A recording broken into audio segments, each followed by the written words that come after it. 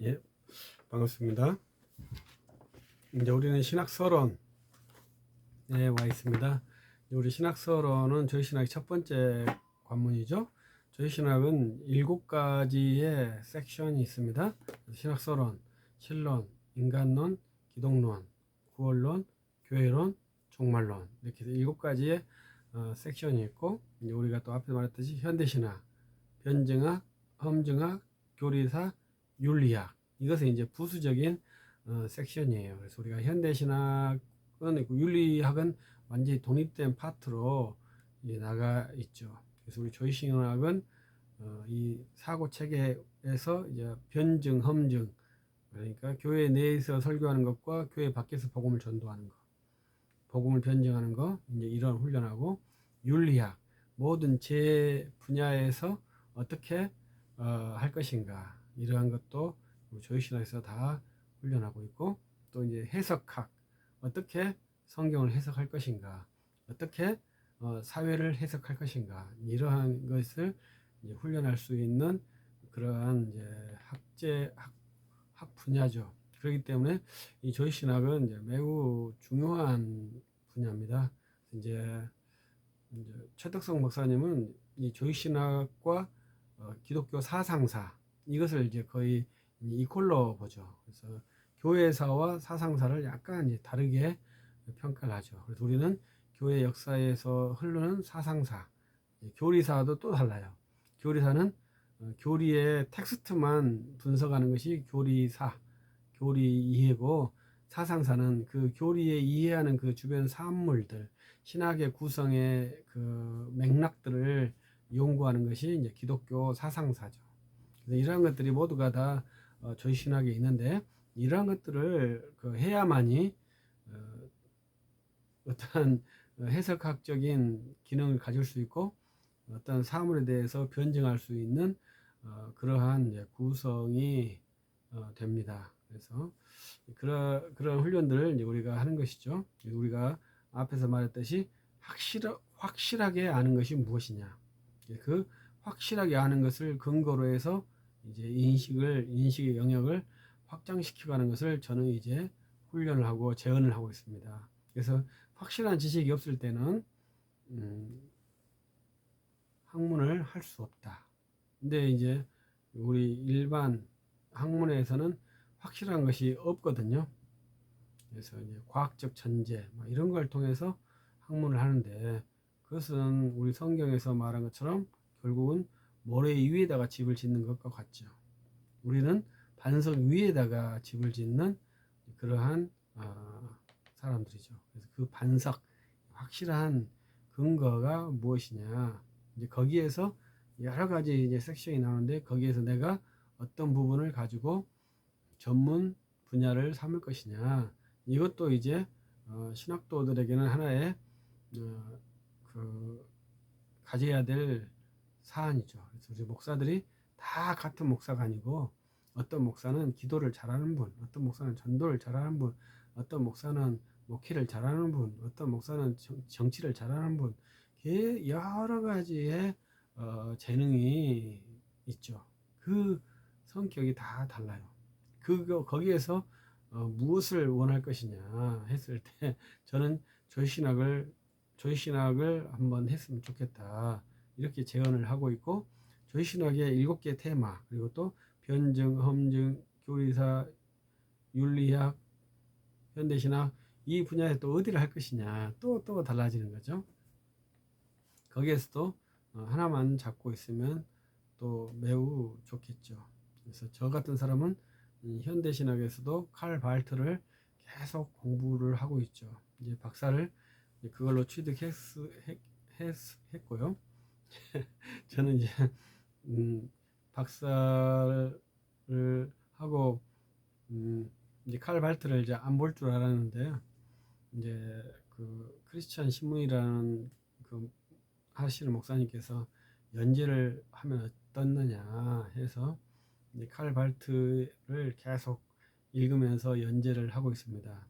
3주에 한 번씩 쓰는 연재라 좀 힘이 덜 들긴 하지만, 계속 발트를 읽는 그러한 것에서 풀려나지 못했다. 이렇게 생각하고 그럴 것 같으면 칼 발트를 전문적으로 읽어내는 일을 하겠다. 이제 그렇게 생각하고 계속 읽고 있죠. 여러분도 혹시 기회가 되신다면 제 블로그에도 계속 올라가 있긴 합니다만은 그 읽으면서 사고 훈련이거든요. 사유 훈련을 같이 한다면 재미있을 것 같습니다. 그래서 이제 칼 발트를 저는 이제 그 전문 분야에서 이제 칼 발트고 이제 성경을 해석하는 것 이런 것이 이제 제 전문 분야. 거기에서 주요 목표는 예수 그리스도를 어떻게 증거할 것이냐. 그래서 예수 그리스도를 증거할 수 있도록 계속 훈련하겠다. 여러분들에게도 그러한 동기부여, 그러한 방향성을 제시해주고 싶다. 이런 것이 제 큰 꿈입니다. 그래서 모두가 다 예수 그리스도 이름을 증거하는데 힘껏 노력한다면 너무나 큰 기쁨이고 유익이 될 것 같습니다. 그리고 이제 우리가 서론에서는 이제 세 부분으로 나누거든요. 저는 이제 신학 방법론, 그 다음에 이제 계시론, 그 다음에 성경론 이렇게 해서 나누고요. 그다음에 신론에서는 이제 삼위일체론이 이제 가장 중요하거든요. 삼위일체론. 그 다음에 신론의 그 신의 인격, 신존재, 그 다음에 신의 사역 이렇게 되어 있고요. 이제 인간론에서는 죄론, 원죄론, 죄인인 인간, 죄론, 그 다음에 언약이해 이렇게 기본적으로 되어 있고 인간론에는 여러 가지 섹션들이 또 있습니다. 그래서 천사론도 거기 들어가고 또 인간의 구성이 어떻게 되어 있는가 이런 건데 이런 것은 지금 현재 잘 토의하지 않으니까 취급하지 않아도 된다고 생각을 합니다. 그 다음에 기독론에는 그리스도 인격과 사역으로 나눠져 있거든요. 인격은 성육신, 사역은 비하와 승기 이런 식으로 해서 되어 있고 이제 우리 교수 여기 우리 서청 교수님 책에는 그리스도 이름 이런 것들을 통해서 그리스도께서 어떻게 사역을 하셨는지 이런 것을 이해하고 있습니다. 그 다음에 이제 구원론은 이제 칭의와 성화 이런 식으로 구성이 되어 있는데 이제 우리 책에는 좀 더 다르게 되어 있죠. 그 다음에 교회론은 이제 본질과 사역 똑같은 겁니다. 교회란 무엇인가?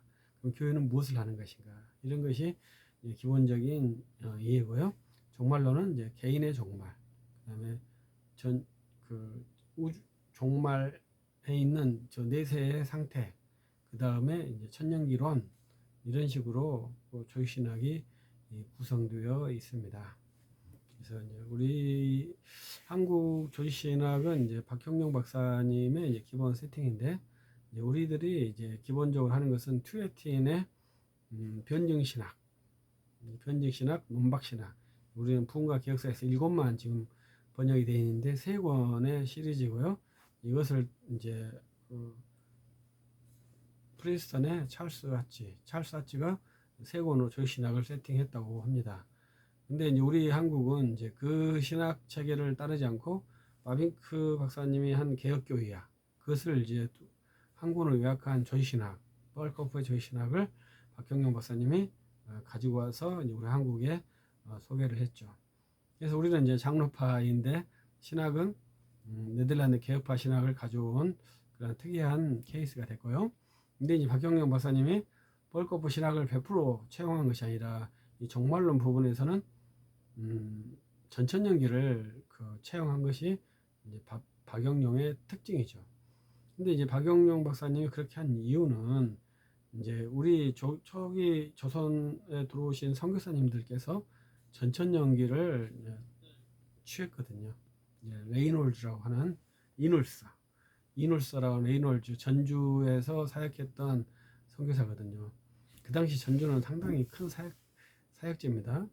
북한도 상당히 그 재력도 강하고 유력한 선교지가 이제 북한 쪽이죠. 이제 전주는 이제 어마어마한 평야가 있었던 지역 아닙니까? 그러니까 상당히 유력한 사역지였죠.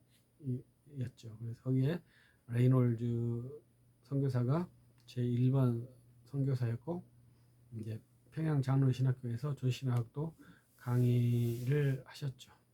그분이 역사의 전천연기를 유지했습니다. 그래서 박형규 박사님이 이제 그분에게 배웠고 미국에서 공부를 한 다음에 이제 프린스턴에 공부를 하셨거든요.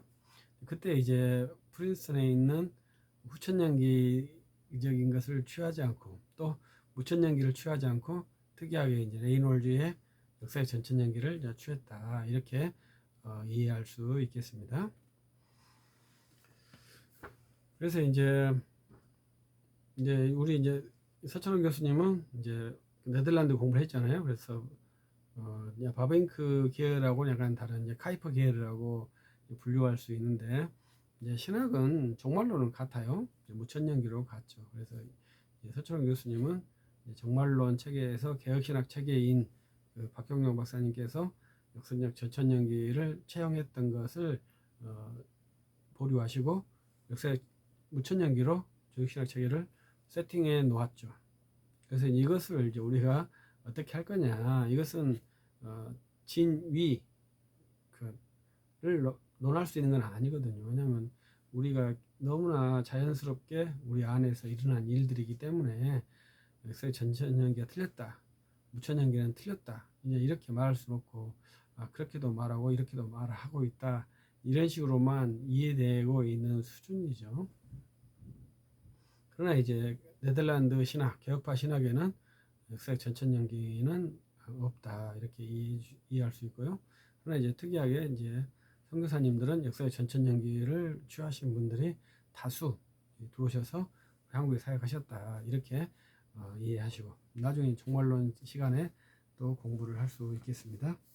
근데 이제 우리 박형규 박사님, 서철원 박사님 큰 차이점이 네덜란드 신학을 모두 다 취했는데 박형규 박사님은 종말론에서 역사의 전천연기를 로 바꿨고, 서철원 교수님은 전부 다 네덜란드 신학으로 신학을 구성했다, 이제 이렇게 이해하셔도 좋을 것 같습니다. 근데 이제 서철원 교수님의 책은 계속 읽을 수 있는 책이거든요. 읽으면 의미가 새로워지는 그러한 구도예요. 그래서 여러분들이 꼭 책을 구입하셔가지고 시간 난 대로 책을 읽으시면 좋을 거예요. 제가 이 책에 대해서 한번 리뷰를 할 때 이런 책들은 우리가 신학할 수 있는 근거를 제공해주는 아주 좋은 책이거든요. 그래서 우리가 이것에 근거해서 신학을 한다, 이것이 우리의 좋은 디딤돌이다 하는 좋은 신학 자산이에요.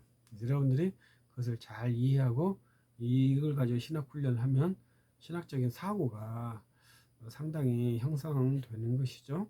그래서 그 신학적인 사고로 우리가 성경을 보고 또 신학 책들을 보고 교회를 보고 사회를 볼 수 있는 그런 사고 체계가 형성되는 거예요. 그것이 이제 사고 훈련, 분석 훈련, 판단 훈련이 되는 것이죠. 그러한 구체적인 실행이 우리 조직신학에 있습니다. 그래서 조직신학이 매우 중요해요. 그래서 이제 페이지로는 20쪽에 있습니다. 20쪽에 있는 패러그래프를 제가 읽어 드릴게요. 한번 들어보세요. 정의, 신학서론은 하나님의 존재, 곧 창조주, 무한한 영, 절대적 인격, 삼위일체 하나님을 제시하고 그 존재에 맞게 하나님의 지식을 얻는 방법을 세우며 하나님 지식의 원천인 성경 계시를 다루는 신학이다. 통상 신학서론은 하나님의 말씀인 성경 계시를 중점적으로 논의하므로 신학 본론에 들지 않는다고 한다. 슐라이 마커도 한 학문의 설명보다 앞서가는 것이 그 학문 자체에 속할 수 없다고 하여 서론의 문장들은 교의 신학적 문장이 될 수 없다고 단정하였다. 그는 서론에서 설명을 설정함과 교의 신학적 방법과 내용의 배열을 제시하였다. 서론은 교의 신학의 방법론, 내용, 배열과 설명을 주로 다루므로 신학 본문에 속할 수 없다는 것이다. 그러나 우리는 슐레이 마커의 방식을 따르지 않는다. 신학 서론은 하나님의 존재를 제시하고 그 존재에 맞게 지식을 얻는 방식을 세우는 것이다. 그러므로 신학 서론도 신학 본론에 속한다. 신학 신학의 바른 방법은 성경을 하나님의 말씀으로 믿고 거기서 신지식을 구하는 방식인 믿음으로 신학하는 방식이다. 신학은 하나님의 계시를 믿음으로 받아 계시에서 하나님 지식을 구한다. 이것이 바로 믿음으로 신학하는 것이다. 믿음으로 신학함. 이것이 기본적인 것이다. 얘기를 보니까 이제 여기 첫 번째지 않습니까? 이제 근데 이런 것이 있어요. 이것은 이제 좀 엉뚱한 소리인데 서철원 교수님의 책에는 각주가 없다 이런 말씀을 가끔 하시는 분들이 있어요. 그러니까 내용에 인용 출처가 없다 이런 말인데 어떤 분이 제가 말씀하셔서 있습니다 이렇게 말했는데 그분이 이제 확인하셨는지 안 하셨는지 다시 답을 주시지는 않았습니다만은 여기 보면 슐라이마커에 보면 책 이름 기독교 신앙의 섹션 1의 1절에 있는 것을 했다. sek션 1에서 섹션 3에 있다. 이렇게 내용 표시를 해놨잖아요. 인용 출처를 표시를 해놨잖아요. 이런 출처가 표시되었고 표시 없는 부분들은 정통 신학의 내용을 반복하거나 새롭게 정리한 내용들입니다. 우리가 정통 신학은 이제 인용 표시를 잘 안 해도 되거든요. 왜냐하면 그것은 우리가 정확하게 인지해야 될 산물들이거든요. 혹시 여러분들이 이제 서철원 교수님 책으로 공부한다 했을 때 어떤 사람들이 서 교수님 책에는 인용 표시가 없어 이렇게 말한다면 있어요. 봐보세요. 있어요. 본문에 다 괄호로 해가지고 그 사람들의 저작의 인용 출처들이 다 있어요. 보면 있습니다. 그렇게 인용을 출처를 밝혔는데 전통적인 각주로는 하지 않았죠. 그러나 이제 논문을 쓰는 기법이나 이럴 때 이렇게 인용 출처를 하는 방법이 이것도 하나의 방법이에요. 서 교수님이 만든 방법이 아니에요. 논문을 쓰는 자연스러운 방법인데 중요한 것은 이 책은 논문이 아니라는 거예요. 교과서, 좀 더 말하면 자기 사상의 총체를 밝히는 저술이지 논증하기 위한 책은 아니에요. 그래서 이 책에서는 어떤 논증 능력을 보는 것이 아니고 그 사람이 무엇을 말하고 있는가 이것을 봐야 되겠죠. 그래서 논문에는 반드시 그 논증 출처들을 쭉 밝혀서 그 사람이 정상적으로 잘 그 인용을 해서 프리젠테이션 하고 논박을 하고 있는 것을 확인하는 것은 논문이죠. 이것은 자기의 총체적인 지식을 표현하는 그러한 작품이기 때문에 인용 출처보다 그 사람이 어떻게 말을 하고 있는가, 그래서 그것을 내가 어떻게 처리를 할 것인가 이것을 결정을 해야죠. 그래서 인용 출처가 없어도 좀 불편하다 좀 할 수도 있겠습니다만 그것은 개인의 자유죠. 인용 출처를 밝히고 안 밝히고는 친절하게 밝혀주면 좀 더 좋겠죠. 그건 친절성의 문제지 필연성의 문제는 아니다 이렇게 말하고, 그럼에도 불구하고 인용 출처를 밝히고 있다. 이제 원래 우리가 칼빈의 근일도 페이지 수로 밝히지 않고 그 섹션 항으로 밝히거든요. 그러한 기법도 여기서 쓰고 있어요. 그래서 슐라이마커 책의 인용 출처를 밝히고 있다. 이것도 한번 참고적으로 하시면 되겠고요. 이제 마지막 문장에 믿음으로 신학한다. 이것이 중요한 신학의 방법이죠. 뒤에 가면 성경으로 신학함, 믿음으로 신학함, 계시로 신학함 이렇게 신학함의 방법을 또 이제 말을 하게 될 것입니다. 그래서 이제 우리 여러분들은 어떻게 생각할지 모르겠습니다만 이 책에서 첫 번째 하는 선언이 하나님의 존재라고 하는 것이거든요. 그래서 이러한 것도 이제 제가 이제 훈련을 하기는 하는 것인데 하나님의 존재에서 신학을 시작한다고 선언하는 학자가 많지 않아요. 근데 이것이 굉장히 특이한 거죠. 그래서 이제 우리가 신학할 때 어떻게 어디에 시작하느냐 했을 때 이제 서철원 교수님은 하나님의 존재에서 시작하고 그에 대한 믿음으로 신학한다. 이렇게 지금 제시하는 것으로 이해할 수 있거든요. 그래서 신학의 시작점이 어디냐, 이것이 굉장히 중요하거든요. 그래서 저 같은 사람은 신학의 시작은 현재 나의 믿음에서 신학이 시작되고 있다, 이렇게 지금 말하고 싶은 사람이에요. 그래서 영원하신 존재하신 하나님과 영원토록 존재하신 하나님과의 그 중간에 내가 있는 것이죠. 그래서 이러한 사람이 미래에 존재했던 하나님, 또 과거에 존재했던 하나님, 미래에 존재할 하나님, 그 하나님이 여상하시다, 불변하시다. 이게 실론에 말하는 이제 하나님의 불변성이거든요. 이제 그렇게 신학적으로는 이제 말할 수 있겠죠. 그래서 신학을 어디서 어떻게 시작하느냐, 이런 것이 매우 중요하고, 그 포인트, 분별점이 어디냐 했을 때 우리 개혁파적인 전통은 하나님의 존재, 하나님의 의지의 불변성, 이런 것에 뒀죠. 하나님은 존재하시면 하나님의 의지는 불변하시겠죠. 그래야 전능자이시고 완전하신 분이시니까요.